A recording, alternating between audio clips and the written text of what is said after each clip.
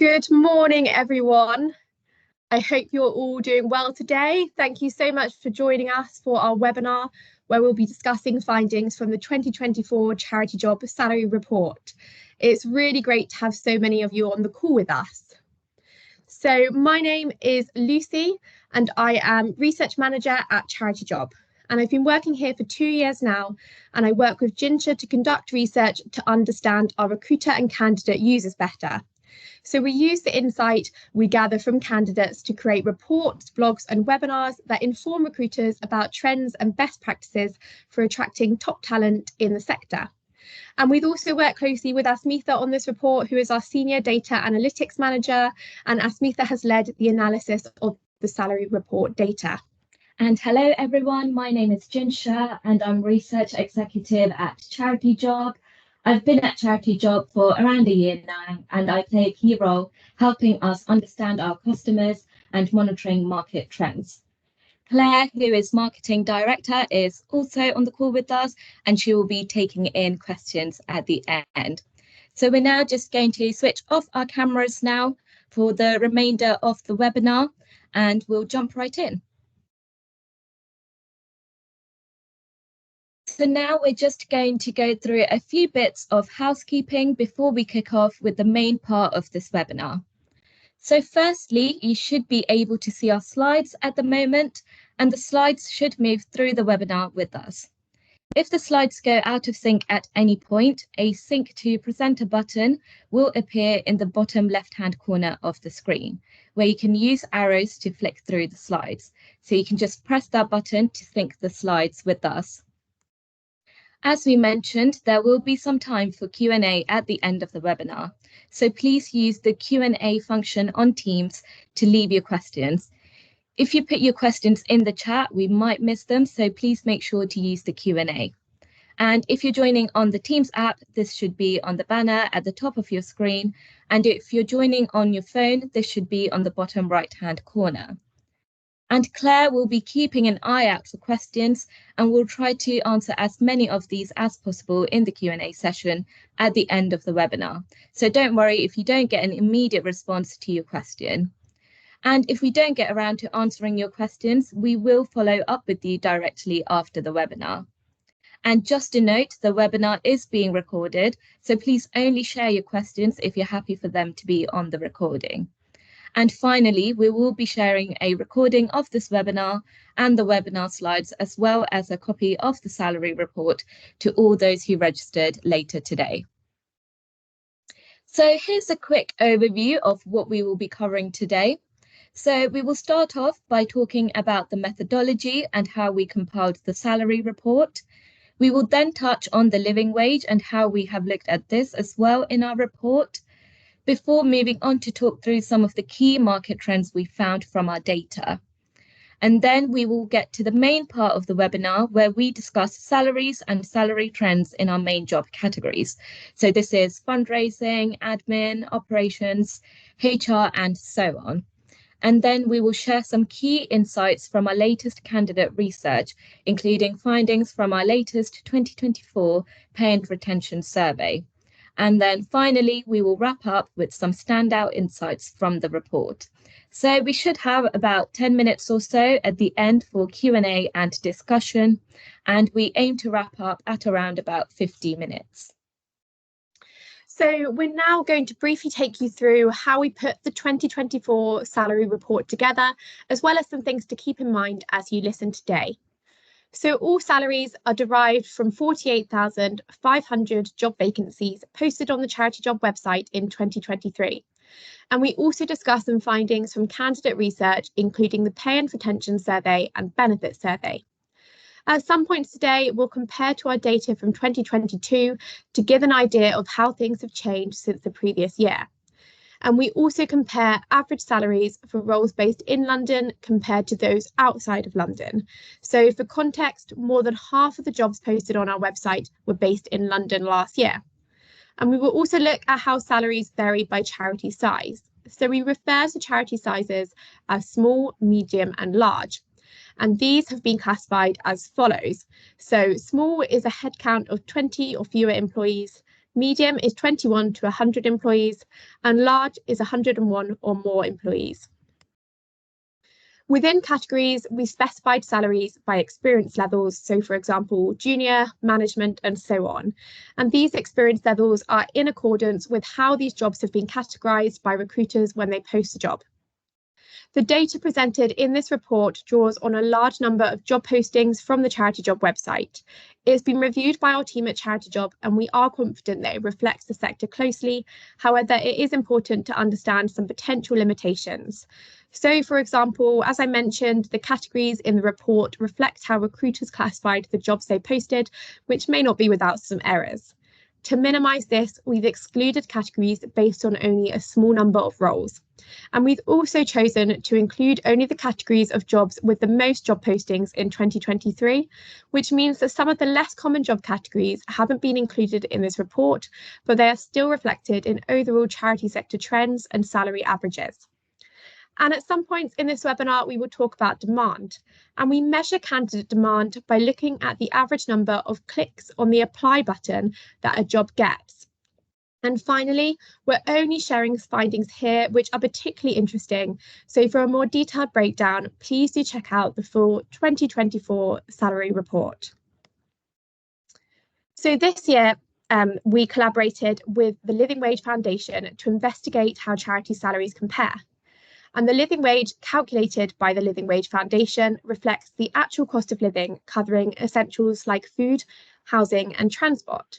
So the living wage is separate to the government's national living wage, which isn't calculated according to the cost of living, and it's lower than what people need to afford a decent standard of living. So as per the Living Wage Foundation, the UK living wage is £12 an hour, and the London living wage is £13.15 an hour. So for the purpose of this report, we calculated the full-time living wage salary based on a 37.5-hour work week, which means we've calculated the living wage as £23,400 for jobs outside of London and £25,642 for jobs within London. And we've only focused on the full-time salary here because there's such a huge variation in the kind of differences in the hours of part-time roles on our site. So now we're going to talk about some trends in the charity recruitment market that we've observed from our data. So the graph on this slide shows the number of jobs posted on our site from 2019 to 2023, and the average number of clicks on the apply button that jobs got from candidates over the same time period. So back in 2022, as the UK came out of the pandemic, the UK experienced an atypical candidate-driven market where there were more job vacancies than candidates available to fill them. And in 2023, we saw the recruitment market stabilising, with the number of jobs decreasing and candidate interest increasing. So from 2022 to 2023, the number of jobs posted decreased by 22%. And at the same time, there was a 16% increase in candidate registrations and a 21% increase in the number of active candidates, which are those who clicked on the apply button for at least one job. So these changes suggest that there may be a shift towards a more recruiter-led market. So now we're going to look at some of the key trends from last year. The average salary for a job posted in 2023 was £36,100. This is a 4% increase from 2022, and this average reflects all jobs posted on the Charity Job website in 2023. At the same time, the number of jobs decreased by 22%, from 61,900 in 2022 to 40,500 in 2023, and this is in line with national trends. Looking at salaries by location, we saw that the average salary for a role in London was £38,300 in 2023, and this was 16% higher than the average salary for a role outside of London, which was £33,100. In 2023, we saw that the proportion of jobs that were hybrid working increased. So in 2022, 35% of roles had hybrid working arrangements, and in 2023, this was 44%. At the same time, the proportion of jobs which were on-site decreased. So throughout the rest of the webinar, we will compare salaries and other factors across 9 job categories. And these are the 9 categories of job with the highest number of jobs on our site. And we'll expand on these categories later on. And these 9 categories made up 85% of all jobs posted on our site in 2023. And the remaining 15% is made up of many smaller job categories, which we have chosen not to report on. So this graph shows the number of jobs for 2022 and 2023 per job category. So the light blue bars represent 2022 and the bright pink bars represent 2023. So decreases in the number of jobs were seen across all categories. The business services category saw the biggest percentage decrease in the number of jobs, and that was a decrease of 33%. And finance roles saw the smallest decrease of 13%. As you can see, support work has the most jobs posted on our site. So last year, that was 9,900 jobs. And that was followed by fundraising, which had 7,700 jobs on our site last year. And here we have the average salaries for 2022 and 2023 for the categories in this report, as well as the percentage change year on year. So all categories saw fairly modest salary increases, except for finance, which saw a 1% decrease. Salary growth was largest for operations at 9% and business services at 6%. So we spoke about the living wage earlier, and the overall average salary across all charity roles was above the living wage, both within and outside of London. However, 46% of entry-level and junior roles in London paid below the London living wage, and a massive 67% of entry-level and junior roles outside of London paid below the UK living wage. Salaries for entry-level positions across a number of categories were also more likely to fall below the living wage, and these were admin, support work, operations at small charities, and business services at small charities. And these figures are really concerning, as they suggest that some charity employees, especially those entering the workforce, might struggle to afford basic necessities and maintain a healthy lifestyle. So charities who are hiring for these roles should consider raising salaries to ensure that their employees can live healthy and happy lives. Great, thank you, Lucy. So for the next part of this webinar, we will talk through key salary trends across the 9 job categories. So please note that we are only focusing on areas where there's been something interesting to report on. So for more information and a more detailed breakdown of the data, you can read the full salary report, which we will share after the webinar. So moving on to our first category, admin. In 2023, the average salary for a role in the admin category was £26,400, a 1% increase from the year before. The number of admin jobs decreased by 24% to 5,200 in 2023. And as we mentioned, candidate demand increased across all categories this year, but demand for admin roles was particularly high. It was the second most popular job category with 52% higher candidate demand, so that's the clicks on the apply button, than the overall average. Admin salaries in London were 4% higher than for those outside of London. So the average salary in London was £26,900, and outside of London, it was £25,800. And compared to 2022, London salaries actually decreased by 3%. However, for those working outside of London, they increased by 2%. So this graph shows the average salary for admin roles by experience levels and charity size. So just to remind you again of how we classify charity size, small charities have a headcount of 20 or fewer, medium charities have a headcount of 21 to 100 employees, and large charities have 101 employees or more. So in this graph, we have not included data from roles at the senior executive and director level due to small number of admin roles at these levels. And salaries were lower at large charities for roles at the experienced non-manager and management levels. So the next category is business services, and this category includes roles in business development, IT, training, and vocational/services. So the average salary for a role in the business services category was £40,000, which was a 6% increase from 2022. And this was the second largest salary increase seen across all of the job categories reported on. At the same time, the number of jobs decreased by 33% from 2022, and that was the largest decrease in the number of jobs across categories. And jobs in the subcategories of business development and IT made up 70% of jobs in the business services category overall. So salaries for business services roles in London increased by 7% from 2022. And this category saw the biggest increase in London salaries from the previous year.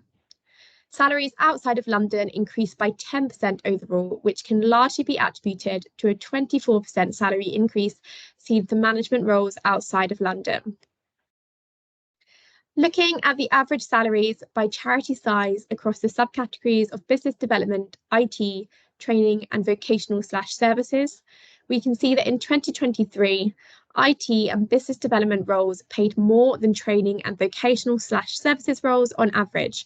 So IT and business development roles had overall average salaries around the £40,000 mark, whereas average salaries across training and vocational/services were sort of more around the mid-20,000s to the early 30,000s. So now moving on to finance. Finance was the highest paying category, despite the salary decreasing by 1% from 2022. The average salary for a finance role in 2023 was £48,800. Finance roles also saw the smallest decrease in the number of jobs across categories from 2022, with 13%. London finance salaries saw a decrease of 5% from 2022, and salaries outside of London increased by 2%. In 2023, average salaries in and outside of London were very similar. In fact, the average for a role outside of London was £100 higher than inside of London. At entry-level, junior and experienced non-manager levels, medium charities paid slightly more on average than small and large charities. And for director-level roles, small charities paid the most, with an average salary of £85,800, closely followed by large charities at £85,000. So now we're going to talk about fundraising, which was our category with the second highest number of jobs. So the average salary for a fundraising role was £39,800 in 2023, which was a 6% increase from 2022.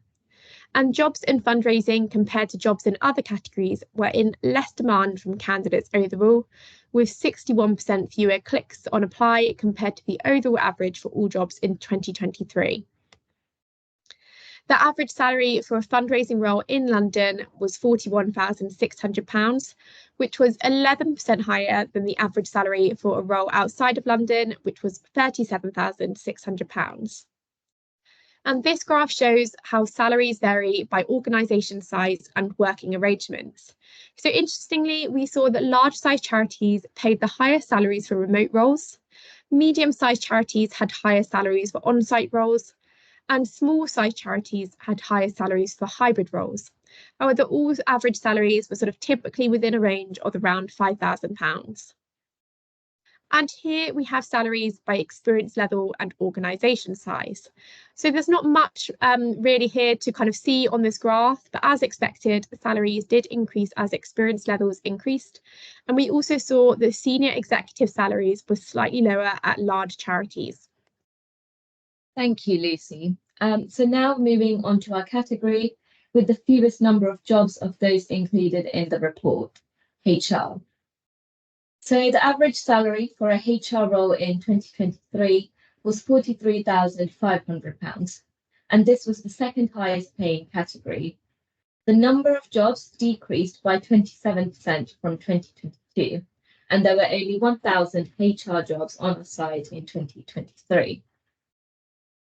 The average salary for a HR role in London was £44,700, which was 7% higher than the average of £41,700 for those outside of London. And here we have average salaries by experience levels, and we've excluded any data that is based on a very small number of jobs, which is why there are some missing bars from the graph. So now we will talk about roles in marketing, PR, and digital. So the average salary for a role in this category was £38,300, and the combined number of jobs in these specialisms decreased by 28% to 4,600 in 2023. And that was the second highest decrease in the number of jobs posted across the categories. Interestingly, jobs in this category were highly in demand from candidates. So they were the third most in-demand category from candidates, with 48% higher candidate demand than the overall average. Overall, salaries in London for these roles were 12% higher on average than salaries outside of London. And this graph shows average salary for the subcategories by charity size. So overall, jobs in the digital category had a higher average salary than those in marketing or communications/PR. And large charities notably paid more across the subcategories. So the operations category includes roles within operations and project management. The average salary for a role in the operations category was £37,900, and this was a 9% increase from 2022, and the highest salary increase seen across the categories from 2022. The number of jobs in this category decreased by 26% last year. Jobs in London paid 13% more than jobs outside of London, with the average salary for a role in London being £39,900 compared to £35,200 for outside of London. Salaries for roles in London increased by 6% from 2022, while salaries outside of London increased by 12%. In particular, experienced non-manager level salaries outside of London increased by 16%. Now looking at average salary by experience level, we can see that across all the experience levels, the average salary increases as the size of the charity increases. Looking at subcategories, project management roles are paid slightly more on average than operations roles, especially at large charities. Thank you, Ginger. So our next category encompasses policy/research, advocacy, governance, and campaigns positions. So the average salary for roles in this category was £37,800, and there were 3,800 jobs posted in 2023. And this was actually the most in-demand category from candidates overall, with 61% higher candidate demand. So again, that's the clicks and apply than the overall average. London roles paid 15% more on average than roles outside of London, so £39,800 compared to £34,600. And this was the biggest pay disparity between the locations in the categories covered in the report. And this graph shows the average salaries for the subcategories by charity size. So we saw that advocacy roles had slightly lower salaries than those for the other subcategories. Governance roles actually had the highest average salary overall of £41,800, and that was really closely followed by policy/research roles at £41,700. So now we're moving on to our final job category and the one with the most roles on our site, support work. And this category includes roles in advice/information, social care/development, social work, support work, and volunteer management. So the average salary for a role in this category was £28,300, and the overall number of jobs in these specialisms decreased by 20% from 2022 to 9,900. And this was a smaller decrease than seen for the majority of job categories in this report. The average salary for a support work role in London was 14% higher than the roles outside of London, so £30,500 compared to £26,700. And here are salaries by charity size and experience level. So we've not included categories where there are only a small number of jobs. So that's why this graph looks a little bit odd at the senior executive and director level. And we also saw with support work that there was less salary progression between experience levels than we observed in some of the other job categories. And here we have the average salaries for the different subcategories within support work. So salaries were fairly similar across the subcategories, but on average they were highest for advice/information roles and lowest for support worker roles. Great, thank you, Lucy. So that brings us to the end of looking at the different categories of jobs. And now we're going to share some headline insights into our candidates. So we'll start by looking at insights into the roles which are in most demand from candidates. Then we will talk about the demographic profile of our candidates before sharing headline insights from our pay and retention survey and benefits survey. So looking at our data, we noticed some trends in terms of the types of roles that are currently most in demand from candidates. And as we mentioned, the job categories with the highest number of clicks on apply were policy/research, advocacy, governance and campaigns, which had 61% higher candidate demand than average. And then secondly, admin, which had 52% higher candidate demand than average. And then thirdly, marketing, PR and digital, which had 48% higher candidate demand than average. And across experience levels, there was higher candidate demand for senior executive and director level roles. Senior executive roles got 17% higher candidate demand than average, and director roles got 40% more higher candidate demand. And perhaps the most notable factor influencing candidate interest was the working arrangements of a role. So in particular, remote roles were in the highest demand, with 8 times more clicks on apply than on-site roles, and nearly 4 times more demand than hybrid roles.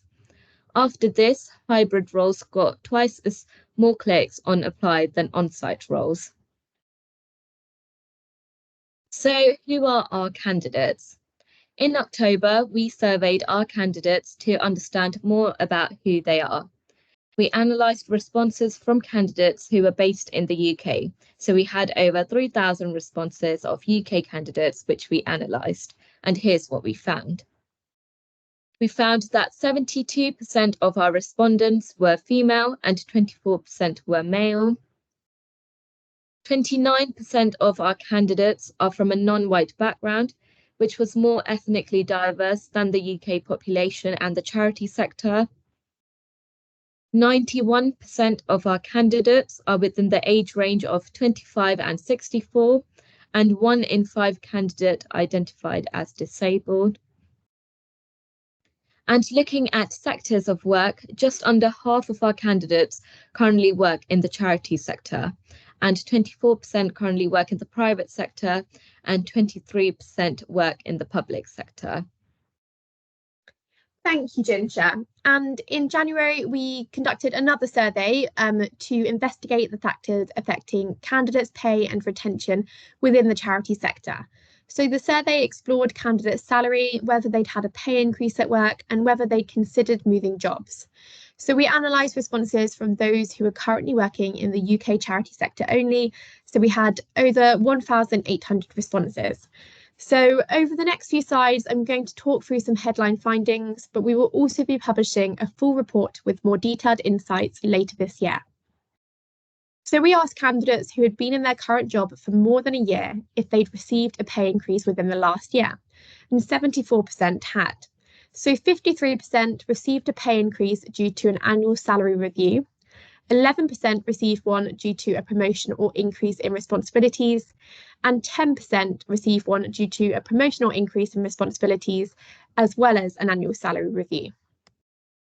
However, in spite of the majority of respondents receiving a pay increase in the last year, satisfaction with pay was poor. So we asked candidates how much they agreed or disagreed with four statements, which were, I believe that my pay is fair. I believe that my pay reflects my job performance. I believe that my pay is aligned with the market rate for my job role in the charity sector. And I believe that my pay reflects the current cost of living. And a staggering 69% didn't agree that their pay reflects the current cost of living, with 30% strongly disagreeing. Nearly 60% didn't agree that their pay reflects their job performance. Nearly half didn't agree that their pay was fair, and 40% didn't believe that their pay was aligned with the market rate for their job role within the charity sector. We went on to ask candidates how likely they are to change jobs within the next year. And 59% of candidates said that they were very likely or likely to move jobs. And when we asked them to select all the reasons why from a list, the most commonly selected reason was to advance my salary, which was selected by 78% of those respondents. That was followed by to advance my career opportunities, selected by 65%, to advance my skill set, selected by 40%, and then around 30% selected to improve my work-life balance and poor work culture as reasons. So we went on to look at the relationship between a number of variables in our data and the likelihood to leave or stay in their current role in the next year. And we uncovered a number of factors influencing retention. So notably, dissatisfaction with pay emerged as a significant factor influencing candidates' self-reported likelihood to change jobs. So around half of respondents who strongly disagreed with the statements that I read out before regarding the fairness of their pay said that they were very likely to change jobs within the next year. The findings also highlighted the crucial role of pay increases in retaining staff. So nearly half of those who didn't receive a pay increase in the past year and don't expect one soon said that they are very likely to change jobs. And on the other hand, those who received a combined salary increase due to a promotion or increased responsibilities, as well as an annual review, they were the least likely group to want to change jobs, and they were more likely than any other group in our data to say that they were very unlikely to change jobs. We also saw that candidates who were in entry-level or graduate positions, as well as those earning between £20,000 to £30,000, were more inclined to want to change jobs next year compared to those in more senior roles and those earning at higher salary brackets. So these findings highlight the critical importance of pay increases and career progression in retaining employees.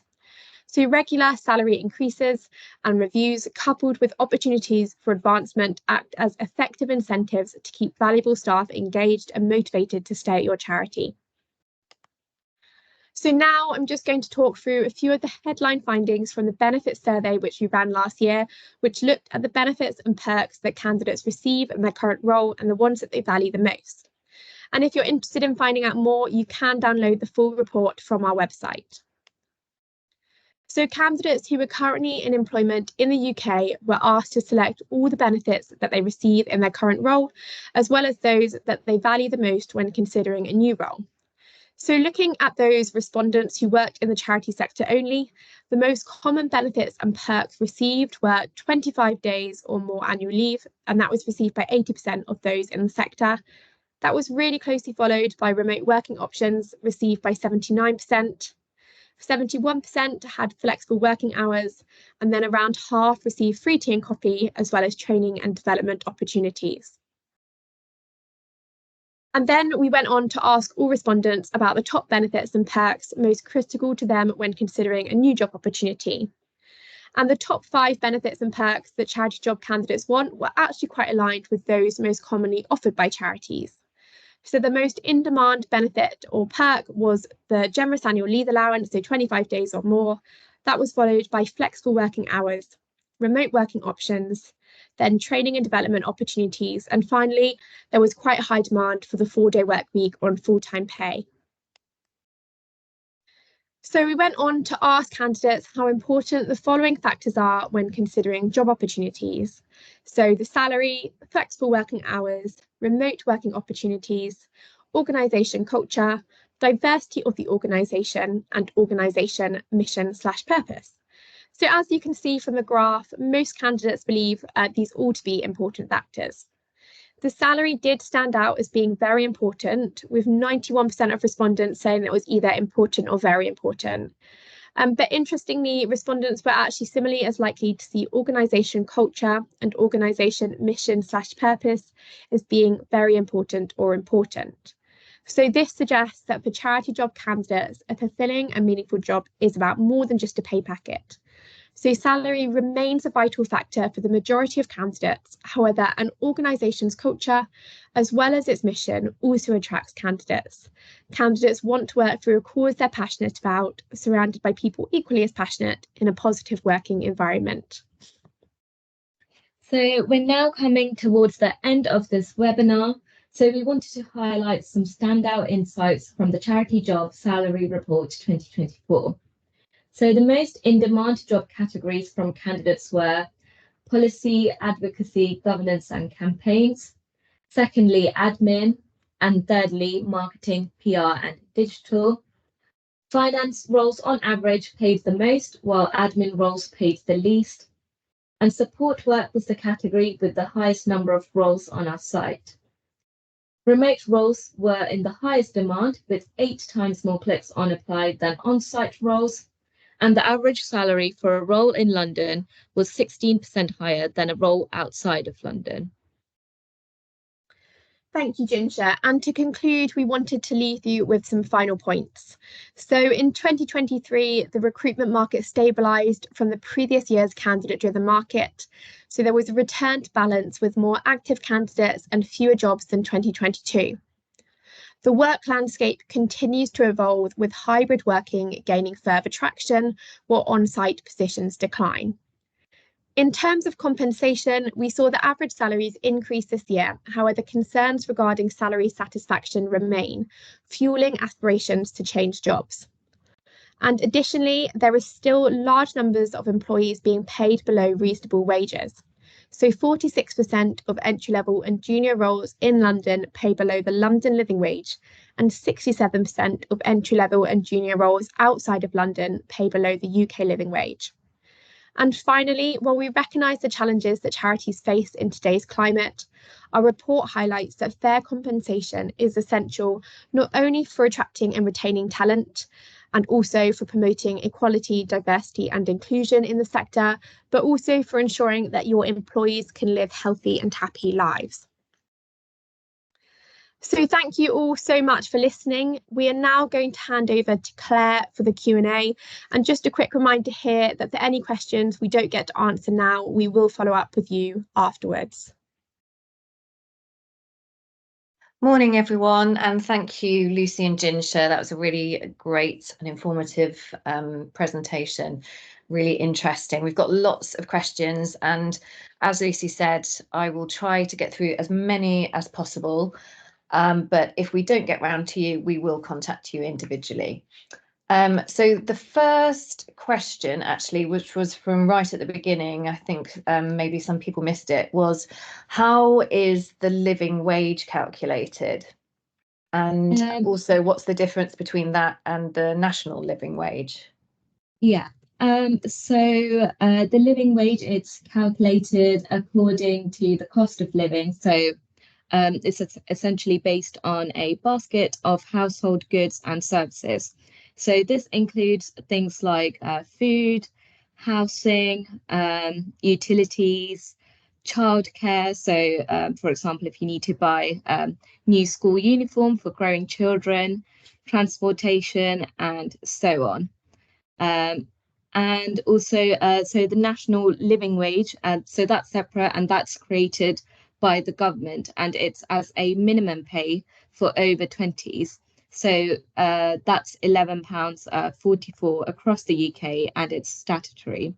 So there's no London weighting version of this, and it doesn't actually reflect the cost of living. Okay, brilliant. Thank you. That's really nice and clear. We've also had a question. I don't know which one of you wants to take this. How would you say the cost of living has impacted salaries in the past year? Thank you, I can take that. So I think probably some of you on the call might be better able to tell us. But from what we have observed and what we know is that we think charities are obviously less likely to be able to afford to increase salaries by perhaps as much as they'd like to. And this is a really difficult situation, I guess, especially for probably those like entry level and junior roles where the charities can't afford to pay those competitive salaries, but equally candidates can't really afford to live on those lower salaries. So I think what we're expecting to see is that some of these candidates will probably start to look towards other sectors with more competitive salaries instead. We do also know that some charities are offering one-off cost of living payments, and I guess that's like a way to try and ease the situation without committing to longer term higher salaries. And there's actually a bit more about that in our full pay and retention survey in the report, which will be coming in future months.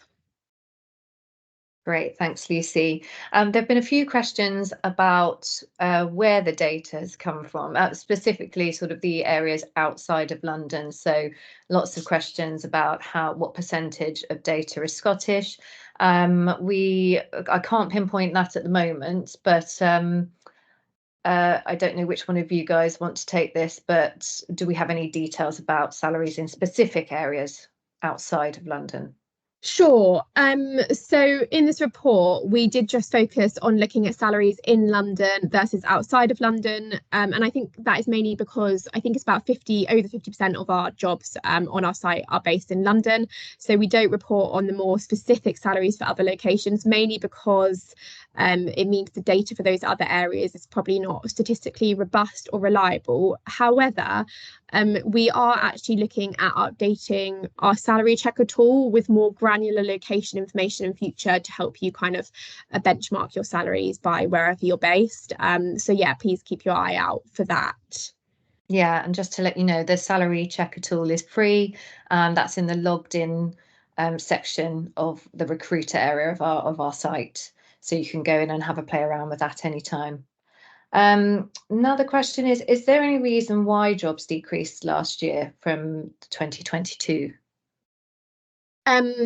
So yeah, there is. So during the pandemic, many charities, as well as kind of businesses across the UK, as you all will know, they had to put hold on hiring, or some had redundancies.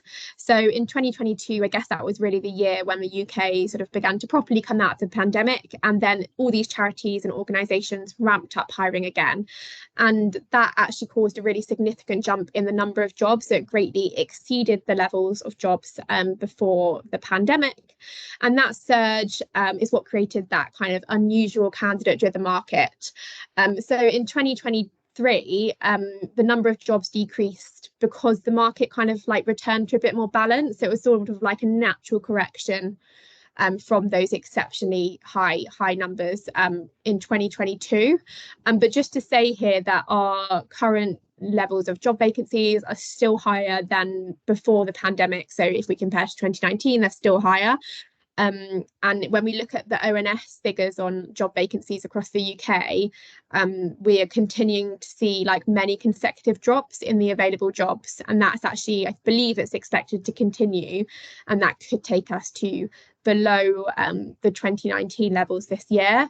Obviously, like in the current economic climate, it is a really tough time for charities to balance their funding as well as their resource needs. Thanks, Lucy. Someone's asked, how do we define the different levels of experiences in the role? So junior, manager, director, etc.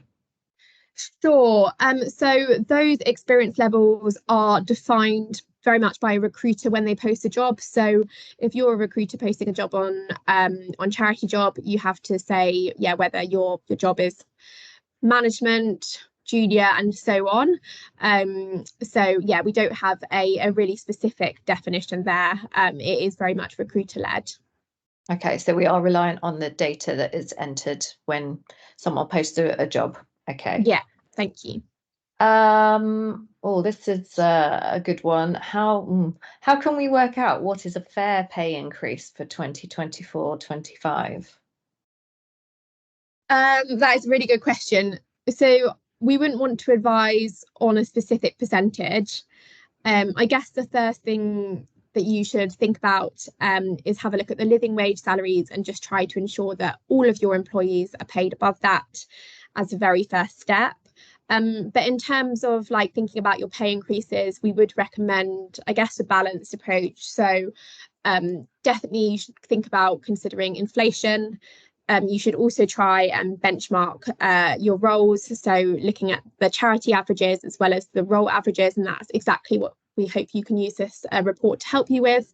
And we also think that you should make sure that you are, periodically reviewing these salaries to make sure that your percentages are kind of keeping up to date. And actually, you can use our charity job salary checker tool, the free tool which Claire mentioned, to help you with that, because that is updating with the most up-to-date annualized data. So yeah, that can help you with that. So yeah, I think really it's just taking a balanced approach to, I guess, ensure that you're being, maintaining fairness in terms of the economic reality, but also in terms of like what the market is saying. Does that answer the question? Yeah, I think so. I think, I wouldn't like to advise, but I think obviously that's a sensible approach. We've also been asked whether we can separate faith and non-faith charities, whether we can have a look at that data. I mean, what I would say about that is the data might not necessarily be robust enough if we're taking purely faith-based charities. But again, sorry to keep going on about it, but if you take a look at the salary checker tool, you can have a look at faith-based charities and salaries and compare and benchmark them against faith-based charities. So I'd definitely try and play around with that a bit. Another question is regarding benefits. How do benefits in the charity sector compare to other sectors? That's a really good question. And it is something we looked at a little bit in the benefit survey report, which we did last year. So in that, we asked respondents, as I mentioned, to select all the benefits and perks they received. And then actually in the full report, we've broken that down, looking at the percentage who received what in the charity sector compared to those in another sector. So that can be used to kind of give you a little bit of a sense. So that, yeah, feel free to download the report to see that table. But overall, what I can remember is that those respondents in the charity sector were actually more likely to get those benefits, which were the ones ranked as most important. So I think that was the general annual leave allowance, remote working, flexible working, training and development. And especially flexible and remote working, they were received by like the majority of respondents in the charity sector, but only about half of those who aren't in the sector.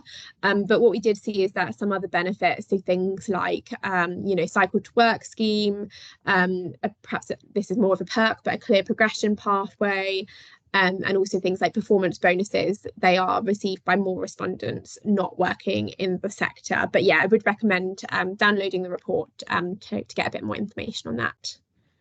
Thank you.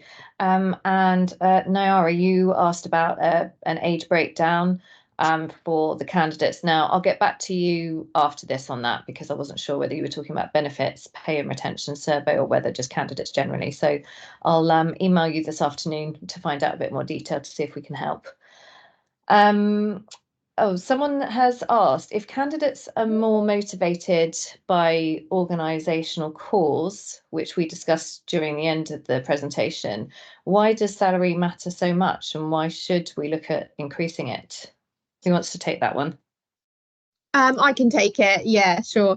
That is a really good question. And it is true that I guess some candidates might prioritise, they do prioritise organisation cause and culture when they are looking for a new job. But it's really important not to overlook offering fair salaries. So our benefit survey, I think that showed that 9 in 10 candidates said that the salary was either important or very important. And in our recent pay and retention survey, getting a higher salary was like that number one key driving force for looking for a new job. So yeah, while it might not be the only driving force behind their decision to apply for a role, a competitive salary definitely does play a significant role in attracting talent. And also, if you do offer a really low salary, you will have a hard time attracting candidates. So you'll probably get a much smaller candidate pool, and it will make it extremely challenging to attract as well as to retain your great staff. So yeah, there's just a number of reasons there why you should prioritise offering competitive salaries in addition to all the other great stuff. Do you have anything to add there, Claire? No, I think that's great, and I'm just trying to get through the questions. I think we'll only have time for a couple of quick ones, and then we'll have to leave and get back to everyone else separately. Jen has asked what we can do to overcome the low demand for fundraising jobs. It's quite a specific thing, I would say, Jen, and actually we've got a really good survey that we did with our candidates where we asked them, you know, what the best candidate experience is. So I think certainly from the figures that we've seen today, the fundraising sector are definitely addressing the need for flexibility, so remote working and hybrid working. You're definitely scoring really high on that front. I think, you know, cause and culture are very important. Pay, hours, I don't know, it's quite specific, but actually we're hoping to do a bit more of a deep dive into fundraising specifically with the CIOF later this year, so we'll keep you posted about that. And is there a common job category? I think this is going to have to be the last one. Is there a common job category which has the most remote roles and which has the most hybrid roles? I think one of those is actually fundraising. Yes, so in terms of the actual numbers of jobs on our site, fundraising did have the highest number of hybrid roles and remote roles, and support workers had the highest number of on-site roles. But if we're looking in terms of proportion of jobs within each category, support work had the highest proportion of on-site roles. So I think nearly 2/3 of support worker roles were on-site. And then marketing, PR, and digital had the highest proportion of hybrid roles, with I think nearly 60%. And then business services and fundraising had the highest proportion of remote roles. Brilliant. Thanks, Jinsha. As I said, everyone else's questions, we will get back to you today, and I'm going to hand back over to Lucy and Jinsha. Thank you. Fantastic, thank you. So yeah, it's time to wrap up there, but thank you all so much for attending today. It's been really great to have so many of you joining us.